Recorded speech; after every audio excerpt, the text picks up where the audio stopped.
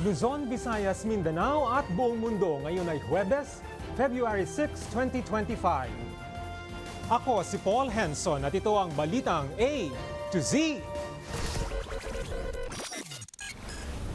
Eroplano sa Maguindanao del Sur nag-crash.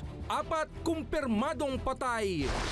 I will not be part of it. PBBM, iginiit na hindi nakialam sa Kamara sa pag-impeach kay BP Sara Duterte. Umano'y suhol sa mga kongresista, kapalit ng kanilang lagda, itinanggi. Impeachment trial ni BP Sara hindi mangyayari habang nakabreak ang Senado, ayon kay Senate President Francis Escudero. At ang makabugera Maymay Intrata may ilalabas na bagong single ngayong Pebrero.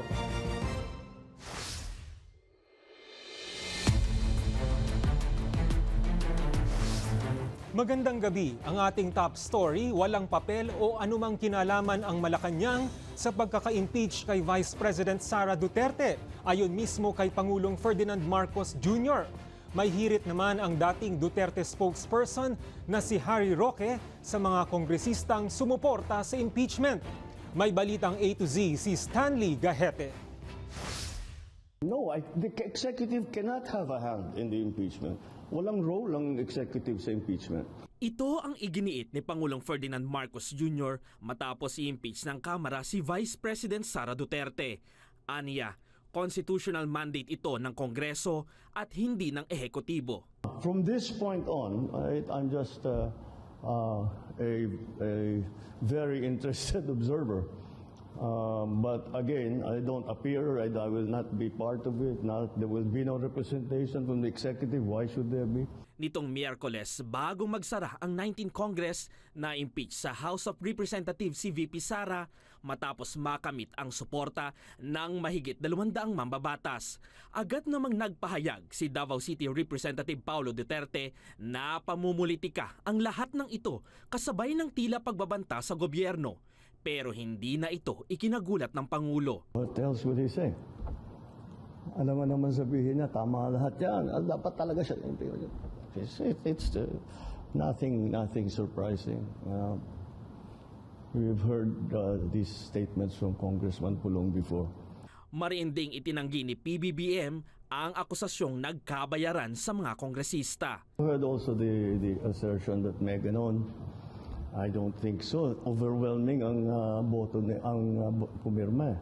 At yung sa ano ba yung pumirma 215. Ang pagkaintindi ko that meron pang mga congressman na gusto sanang pumirma pero out of town.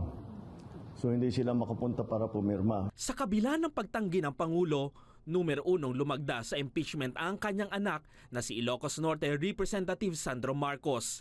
Tingin dito ni Gabriela Representative Arlene Brosas. Kung bakit siguro nauuna si Sandro Marcos doon sa pagpirma, syempre niresulta na rin ito ng bangayan ng Marcos at Duterte. Ibig sabihin, tumitindi yung kalagayan ngayon at ito ang ibinubunga. Makikita rin malaking bilang ng mga mambabatas mula Mindanao ang lumagda para mapatalsik ang bise. 41 out of 60 doon sa Mindanao congressmen ay pumirma. So, it entails, ibig sabihin, na even sa kanilang mga lugar, kanilang mga constituents, nagbabago na ang kalagayan. Pero buwelta naman ni dating Duterte administration spokesperson Harry Roque sa mga pumirmang kongresista. Tignan nyo kung paano ang boto ninyong congressman at kung sila o silang ang kanilang mga asawa, kanilang mga anak ay papalit sa kanila, alam nyo na po ang husga natin. Huwag nating iboto kahit sino dyan sa 215 na lumagda. Sa kabila nito, handa namang magtawag ang Pangulo ng special session kung hihilingin ito ng Senado para mapabilis ang pagdinig ng kaso. Para sa Balitang A to Z, Stanley Gahete. Walang magaganap na impeachment trial para kay VP Sara Duterte habang nakabreak ngayon ang Senado, ayon kay Senate President Francis Escudero. Anya, sa Hunyo 2 pa pagkatapos ng midterm elections, matatalakay ng plenaryo ang articles of impeachment. May balitang A to Z si Ace Cruz.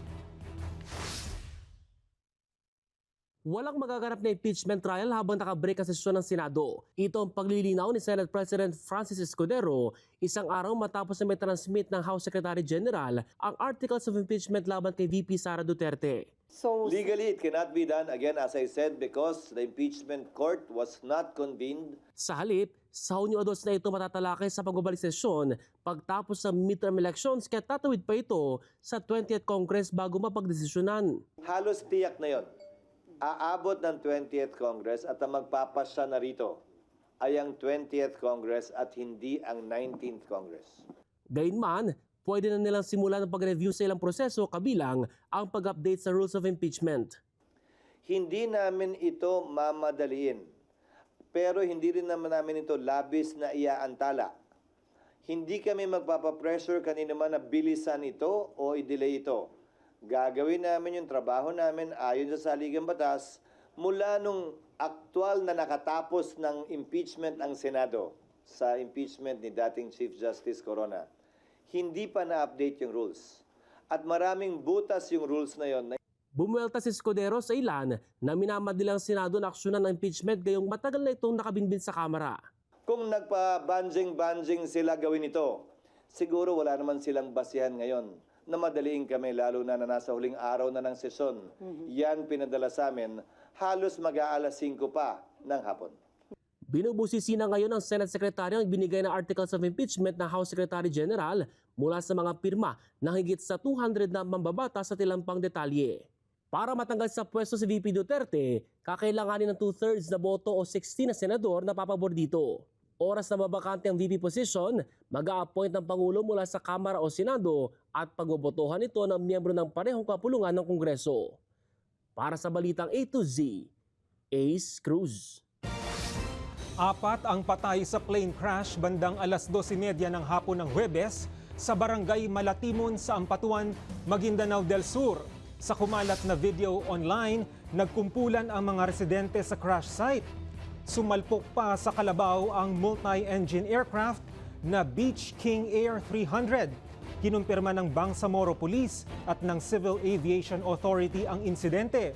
Agad naman itong narespondihan ng mga otoridad habang patuloy na iniimbestigahan ang dahilan ng crash. Nasabat sa operasyon ng National Bureau of Investigation ang mahigit 400 kilong shabu na halos 2.7 billion pesos ang halaga. Ayon kay NBI Director Jaime Santiago, base ang operasyon sa impormasyong kanilang natanggap mula sa dayuhang kapartner ng drug operations hinggil sa pagdating ng kargamento mula Karachi, Pakistan. Natuklasan ito ng Bureau of Customs matapos inspeksyonin ng cargo noong January 23. Ito na ang pinakamalaking drug bust operation ngayong taon ayon sa Department of Justice.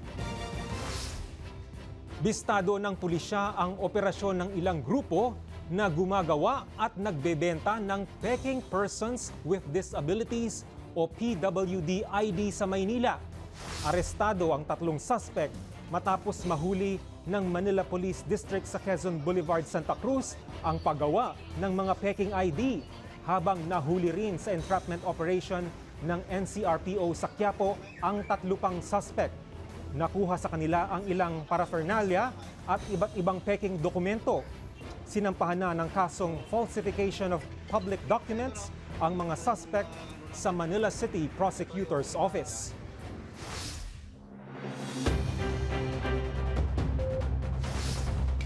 Para maiwasan ang panibagong pagtaas ng presyo ng sibuyas, nagpasya ang Department of Agriculture na mag-angkat ng karagdagang supply na inaasahang darating sa susunod na 2 linggo. Nasa kabuuang 4,000 tonelada ng pula at puting sibuyas ang inaasahang darating sa bansa ayon kay Agriculture Secretary Francisco Tiu Laurel Jr. Umaabot ngayon sa 200 pesos ang presyo ng sibuyas kada kilo sa ilang pamilihan sa Quezon City. Pero apela ng agricultural group na Sinag na delay ang pagtatanim ng sibuyas dahil sa bagyong Pepito at mas maiging hintayin na lamang na maani ito lalo't may stocks pa naman anila ang mga negosyante at retailers. Sisimulan na ngayong Marso ang distribusyon ng fuel subsidy para sa mga driver ng mga pampublikong sasakyan. Ayon sa Department of Transportation, may joint memorandum na ang iba-ibang ahensya hinggil dito, habang sinusuri naman ng ahensya ang petisyon ng piston para sa 17 pesos na minimum fare adjustment. Tuloy naman ang pakikipagpulong ng transport groups sa LTFRB para talakayin ang kanilang mga petisyon.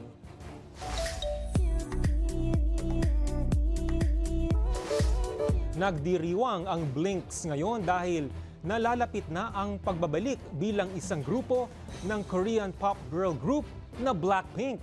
Nitong Miyerkules ng gabi, inilabas ng Blackpink ang teaser ng kanilang pinakaaabangang 2025 Mega World Tour concert. Sa video, makikita ang ilan sa mga sold-out stadium concerts na isinagawa ng quartet taong 2022 hanggang 2023. Matatanda ang hawak ng Blackpink ang ilang records pagdating sa touring, kabilang diyan ang highest grossing tour by an Asian act at female group. Abangan sa aming pagbabalik, Congressman Zia Alonto Adyong itinangging may kapalit na ayuda ang kanilang paglagda sa impeachment ni VP Sara Duterte. At COMELEC, handa sakaling isapinal ang paglilipat ng BARM elections sa Oktubre. Abangan ang kumpletong ulat sa pagbabalik ng Balitang A to Z.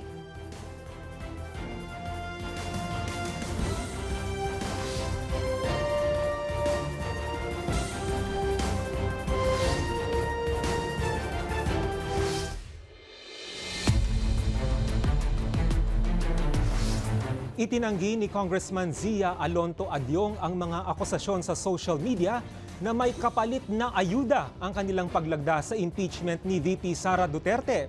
Ayon naman kay Bayan Muna Chairperson Nery Colmenares, tama lang na simulan ng Senado ang impeachment trial pagkatapos ng eleksyon. May balitang A to Z si Kim Salinas. Naniniwala ang mga grupong pabor sa pag-impeach kay VP Sara Duterte na matibay ang mga akusasyon na siyang diringgin ng impeachment court sa Senado. Tingin ni Bayan Muna Chairperson Nery Colmenares may patutunguhan pa rin ang kaso sa muling pagbubukas ng sesyon ng Senado matapos ang midterm election sa Mayo. Hindi too late ang impeachment. Maganda mag-trial sa Senate tapos na ang eleksyon because the senators will now be deciding not on the basis of their electoral fortunes. Nahaharap si Duterte sa 6 na akusasyon kabilang ang umano'y paglustay sa confidential funds, panunuhol at tangkang pag-assassinate sa Pangulo. Kahit one ground lang, only one ground needs to convict. Pag one ground lang ang impeachment na itatakel, kaya ng Senado yon 2, 3, 4 weeks na itry yon bago magpalit ang bago mag-end ang term nila by June 30 of 2025. Itinanggi naman ng isa sa mga kongresistang lumagda sa impeachment ang mga umuugong sa social media na may kapalit itong ayuda para sa kanilang distrito. Wala pong katotohanan sa mga sinasabi na ganyan.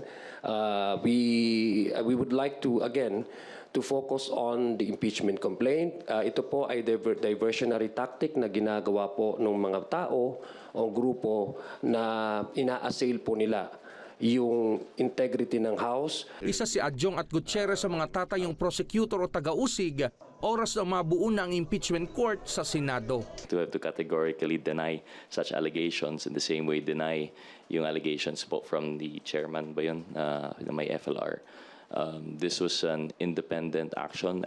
We believe that's done faithfully and truthfully by each member. Hirit naman ng Duterte spokesperson na si Harry Roque, walang basihan ang mga aligasyon sa ikalawang Pangulo. Nagbigay po ng unconditional reapproval ang COA. Ibig sabihin, everything above board doon sa 125 million na confidential fund na yan. Sa ngayon, wala pang pahayagang tanggapan ni VP Sara ukol sa kanyang impeachment.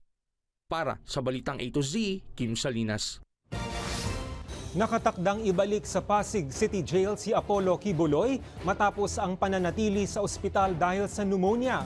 Ito'y matapos ibaba ng korte ang utos na dalhin pabalik sa Pasig City Jail sa February 12 ang 74 na taong gulang na religious leader. January 18 nang dalhin si Kibuloy sa isang ospital sa Pasig matapos ma-diagnose na may community-acquired pneumonia sa kabila ng pagkakadetain niya sa mga kasong qualified human trafficking at sexual abuse.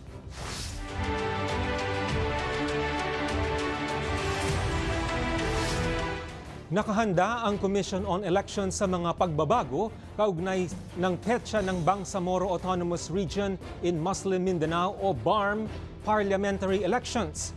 Naniniwala naman ang komisyon na magiging komplikado ang sitwasyon sakaling ibalik ang sulu sa BARM. Ang balitang A to Z ni Naomi Almojano. Sa kabila ng paghahanda ng Commission on Elections sa pagdaos ng Bangsamoro Autonomous Region in Muslim Mindanao Elections o BARM elections, mukhang mauon siya mipauli ito sa orihinal nitong petsa ngayong taon. Niratipikahan na kasi ng Bicameral Committee ng Senado at House of Representatives ang isang bill na nag-uurong ng BARM elections mula May 12, 2025 patungo sa October 13, 2025, 5 buwan matapos ang midterm elections. Kailangan pa raw kasi uli ng panahon para sa maayos na transition para sa kauna-unahang BARM parliamentary elections. Kasi kung ano naman yung ginawa natin itong Mayo, yun na rin yung gagawin nila sa Bangsamoro sa darating na October kung sa October marilis. Tiniyak din ng komisyon na nakalatag na ang kanilang timeline para sa filing ng Certificate of Candidacy, imprenta ng balota at pagdi-deploy ng mga ito sa sulu. Mananatili namang kandidato ng BARM polls ang mga nauna nang naghain ng kanilang kandidatura noong November 4 hanggang November 9 ng nakaraang taon. Pero sakaling maisabatas ito, wala pa ring sapat na pondo sa ngayon ng COMELEC para sa regular BARM elections. Kaya lang po, katulad ng amin pong sinabi na po paulit-ulit na nakaraan, kakailanganin po ng COMELEC ng 2.5 billion pesos dahil may separate teachers, yung lahat ng eleksyon paraphernalia, balota, imprenta, ulit tayo, maglilis ulit tayo ng machines. Kasunod ang pagraratipikang ito ng naging pahayag ni Pangulong Ferdinand Marcos Jr. sa BARM elections bilang certified urgent matter. Matatanda ang 2022 nang madelay din ang halalan sa BARM dahil sa mga kailangang panggawin sa gitna ng transition. Samantala, naniniwala naman ang COMELEC na magiging challenging sakaling ibalik ang sulu sa BARM. Maaari raw silang magipit sa panahon, gayong mabusising proseso ang kailangan kung ibabalik ito sa BARM. Hindi po siguro kakayanin namin. Kung talaga mapupush po yan, kita niyo po, hindi po ba ang parlamento ay i-divide o i-hahatiin yung pito sa iba't ibang distrito? Eh tapos bigla pong magsasabi na ang sulu ngayon ay part uli ng Bangsamoro. 2024 nang pagdesisyonan ng Korte Suprema na ihiwalay ang sulu sa BARM dahil sa pag-reject nito sa Bangsamoro Organic Law noong 2019 plebiscite. Sa ngayon, inaantay pa ang pagsasabatas ng panukalang ito habang tuloy na tuloy naman ang national at local elections sa Mayo. Para sa Balitang A to Z, Naomi Almojano.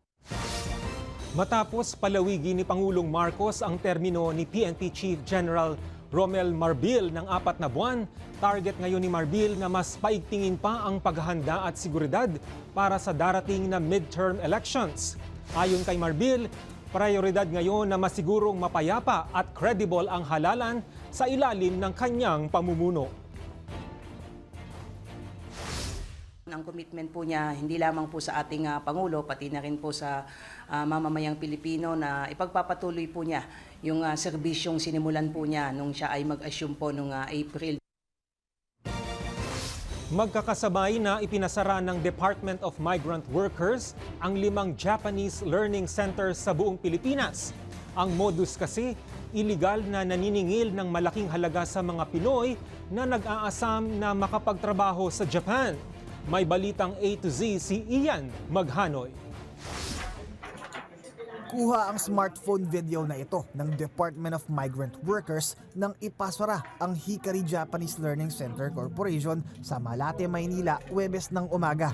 Mismong si Migrant Workers Secretary Hans Leo Kakdak ang nanguna sa pagpapaskil ng closure order poster sa pintuan ng ipinasasarang institusyon. Ang kanilang modus kasi, manghikayat ng mabibiktimang OFW at papangakuan ng trabaho sa Japan. 40,000 pesos ang singil ng center sa bawat biktima kapalit ang pag-aaral ng Japanese language. Lalo't kadalasang requirement ang language training bago makatungtong abroad. Hindi po tama yon. Una, wala pong lisensya yung Japanese Training Center na yon na mag-select at saka mag-refer. Bawal po yon. Illegal recruitment po ang tawag doon. Paliwanag pa ng ahensya, Wala po dapat sinisingil na training fee dahil libre po ito. Yung training fee papunta ng Japan under SSW, yung Japanese employer po ang nagbabayad doon. isa lang ang illegal recruitment center na ito sa 5 establishmentong ipinasara ng DMW sa 6 na rehiyon sa bansa ngayong araw. Naabutan pa sa isinasagawang operasyon ang 3 biktima na nag-aabang sana ng klase. 6 na desk staff naman ng ipinasarang center ang sa ngayon nakatakdang sumailalim sa investigasyon. Kasama pa ang 6 na iba pang lisensyadong centers na umano'y nakikipagtulungan sa mga ipinasarang establishmento para makapang-recruit pa ng mas maraming biktima. Hindi po muna natin papangalanan yung 6 na recruitment agency dahil nakita lamang natin yung pangalan kanina. Magkakandak po tayo ng masusipat, malalim pang investigasyon, papatawag natin ito at titignan natin kung totoo na sila ay tie-up at tumatanggap ng mga workers dito sa nasabing training center. Posible namang maharap sa kasong illegal recruitment ang mga mapapatunayang sangkot sa modus. Paalala naman ng mga otoridad, i-double check muna ng maigi sa website ng Department of Migrant Workers ang impormasyon ng lalapitang firm para malaman kung ito ba ay lehitimo nang sa gayon ay maiwasang mabiktima ng anumang panloloko. Para sa Balitang A to Z, Ian Maghanoy.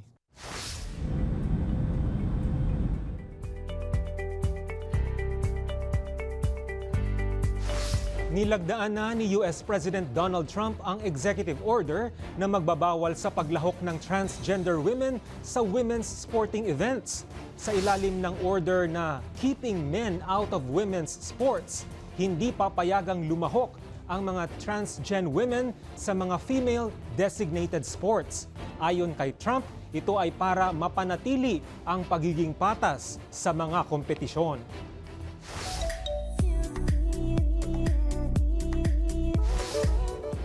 Ikinalungkot ng 21-member na si Sandara Park ang biglaang pagpanaw ng Taiwanese actress at Meteor Garden star na si Barbie Hsu. Sa kanyang reply sa isang post sa X kung saan inawit niya ang official theme song ng Taiwanese hit series na Meteor Garden na Niao de Ai, nag-reply ng heartfelt message si Sandara para kay Barbie Hsu. Anya, malaki ang naging impluensya ni Barbie sa pagsisimula ng kanyang career at parati niya itong maaalala. Susunod, May Entrata, may ilalabas na bagong music single ngayong Pebrero. At Yeng Constantino at asawang si Victor Asuncion nag-renew ng kanilang wedding vows. Manatiling nakatutok, kayo ay nanonood ng Balitang A to Z.